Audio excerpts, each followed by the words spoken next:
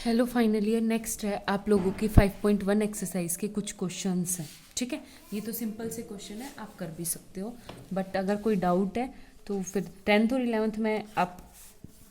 अलग से वीडियो करवाऊंगी। यहाँ पे 7th का आप सेकंड और फर्स्ट पार्ट देख लो। तो आपके 7th का फर्स्ट पार्ट कुछ नहीं, limit z tends to iota z की पावर 10 प्लस 1 अपॉन z की पावर 6 प्लस 1, ये है। ठीक है, तो जब मैंने z आयोटा की तरफ टेंड करवाया तो z की पावर 10, तो 8 तक तो आ रहा है आपका +1, और z स्क्वायर तो क्या आ जाएगा -1, तो ऊपर भी 0 नीचे भी 0, तो आपके पास कौन सी आ गई, इनडिटर्मिनेट फॉर्म। ये क्वेश्चन आपको अपनी सिंपल उसकी तरीके से करनी है, जैसे लिमिट पुट करते थे। तो कितना 0/0 इनडिटर्मिनेट फॉर्म, तो कौन सा लगाएंगे, L'Hospital rule. L'Hospital क्या है, limit z tends to iota, इसका डिफरेंशिएबल करो 10 z की पावर 9 अपॉन में क्या आ जाएगा 6 z की पावर 5। ठीक है, तो यहां से एक बात बताओ, सबसे पहले तो z कटेगा, z की पावर कितनी हो जाएगी 4, और जैसे ही मैं आयोटा पुट करूंगी यहाँ पे तो ये कितना आ जाएगा, आयोटा की पावर 4 होता है 1, तो ये आ जाएगा 10/6। 10/6 का मतलब 5/3। ठीक है, सेम एज इट इज आपका सेकेंड पार्ट है, limit z tends to 0 1 minus cos z upon z square है। सिंपल सा, जैसे ही मैं ऊपर नीचे 0 पुट करूंगी तो आपका क्या आ गया, मेरा 0/0 इनडिटर्मिनेट फॉर्म। तो आपका क्या हो जाएगा, एल हॉस्पिटल रूल लगेगा, तो लिमिट z टेंस टू 0, और ये क्या आ जाएगा, by L hospital rule minus का प्लस कोस का साइन z अपॉन 2z, और यहाँ पे जैसे ही फिर से मैं 0 पुट करूंगी तो 0/0 इनडिटर्मिनेट फॉर्म, फिर से एल हॉस्पिटल रूल, और आपका क्या हो जाएगा, limit z tends to 0 sine का कोस z अपॉन 2, अब हो गया मेरा 1/2। ठीक है, ये तो आपका सिंपल सा। अब आपका जो क्वेश्चन है 9th क्वेश्चन जो है वो f of z equal to z square is a continuous at z equal to z0। मैंने तो यूनिफॉर्म कंटिन्यूस दिखा रखा आपको z स्क्वायर को, तो कंटिन्यूस दिखाना तो बहुत आसान है, बिल्कुल एज इट इज आपको करना है। ठीक है, और आपका 12th क्वेश्चन है, देखो 12th क्वेश्चन क्या है आपका, f of z equal to z³ minus 2z at point 2, किस पॉइंट पे दिखाना है, 2 पे। तो सेम आपको इसका सेकंड पार्ट करना है, कुछ नहीं करना, limit del z tends to 0, और आपका क्या हो जाएगा, f of z plus del z minus f of z upon del z। ठीक है, तो ये आ गया limit del z tends to 0, और यहाँ पे ये क्या आ गया मेरे पास, z प्लस डेल z का whole cube minus 2 z plus del z and minus z³ minus 2z upon में क्या आ गया, डेल z। अब इसको मैं ओपन करूंगी तो कैसे हो गया मेरे पास, z प्लस डेल z का होल क्यूब, यहाँ पे करते हैं, आपके पास हो गया z³ limit del z tends to 0। ये किसकी वैल्यू थे आपके पास, function f of dash z की वैल्यू है, z तो हम बाद में पुट करेंगे 2, तो ये आ गया z³ plus del z³ plus 3z square del z plus 3z del z square and minus z³ minus 2z upon, देखो इससे ये कट गया, 2z से 2z कटेगा, माइनस 2z, ये तो पुट करना ही भूल गए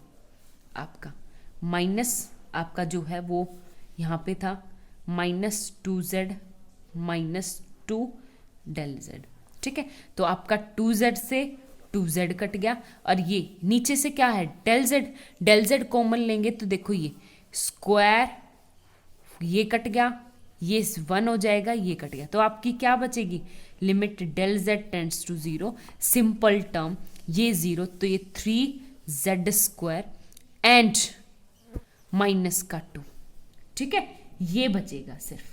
हो गया क्लियर। अब पुट कर दो, आपको क्या पुट करना था, यहाँ पे डेल z 0 पुट करने के बाद तो z इक्वल टू 2 पुट कर दो, तो z को जैसे ही मैं 2 पुट करूंगी तो ये क्या आ गया, z स्क्वायर यानी 4 3 12 में से 2 गए 10। ठीक है, तो सेम इसका आपका सेकंड पार्ट है, सेकंड पार्ट क्या है आपका, सेम लिमिट सेकेंड पार्ट देखो, F of Z equal to 1 plus Z upon 1 minus Z at Z equal to 3 पे।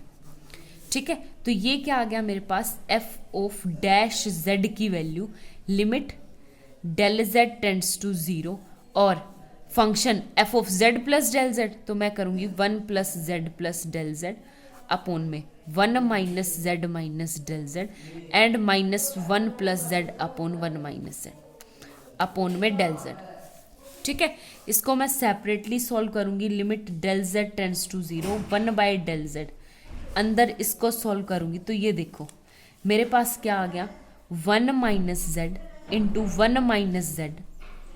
Minus del Z. ठीक है, तो ऊपर क्रॉस मल्टीप्लीकेशन हो जाएगा 1 माइनस जेड का 1 plus Z plus del Z and minus बाहर और ऊपर 1 प्लस जेड, अंदर देखो क्या आएगा 1 minus Z minus del Z. ठीक है, आगे बात समझ में, अब कुछ नहीं, आपको मल्टीप्लाई करवानी है, del Z tends to 0 1 upon del Z, नीचे कुछ भी नहीं छेड़ना आपको, 1 minus Z and 1 minus Z minus del Z, ऊपर देखो अंदर मल्टीप्लाई करूंगी तो 1 minus Z into 1 plus Z, फिर plus del Z 1 minus Z, फिर माइनस देखो minus 1 plus Z into 1 minus Z, फिर माइनस माइनस आपके पास क्या आ जाएगा प्लस, और क्या आ गया यहाँ से del Z into 1 plus Z. ठीक है, आगे बात समझ में, तो यहाँ से देखो इससे ये कट गया, अब यहाँ से मैं डेल जेड कॉमन लूंगी तो डेल जेड से डेल जेड कट जाएगा, ऊपर देखो माइनस जेड से प्लस का जेड कट गया, माइनस जेड से प्लस का, तो 1 प्लस 1 कितना आ जाएगा 2, ऊपर तो आ गया 2, नीचे देखो डेल जेड को जैसे ही 0 पुट करेंगे तो ये टर्म 0, तो ये यहाँ पे क्या आ जाएगा 1 माइनस जेड का होल स्क्वायर। ठीक है, तो अब एक बात बताओ ये किसकी है, एफ ऑफ डैश जेड की वैल्यू, जेड को क्या पुट करोगे आप जेड इक्वल टू 3, जैसे ही जेड को 3 पुट करोगे तो आपका क्या आ गया एफ डैश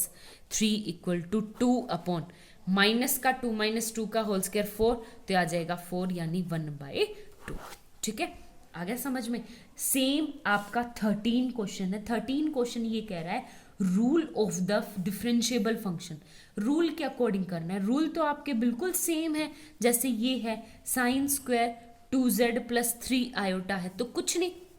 सबसे पहले किसका होता है 2 साइन 2z प्लस 3 आयोटा, फिर साइन का क्या हो जाएगा कोस 2z प्लस 3 आयोटा और इनटू फिर फंक्शन का क्या है आप लोगों का, इसका 2 इंटू 2 हो जाएगा। तो देखो यहाँ पे क्या आ गया मेरे पास 2 पहले तो 2 साइन ए इंटू कोस बी, तो किसका होता है साइन 2a, तो ये आ जाएगा 4z प्लस 6 आयोटा। ठीक है, बिल्कुल सेम है, सेम एज इट इज आपके सेकंड पार्ट का। सेकंड पार्ट क्या है, कुछ नहीं, tan इनवर्स का है, तो इनवर्स यानी सबसे पहले मेरे को दे रखी है F of Z equal to 10 hyperbola inverse iota Z plus 2 की पावर -1।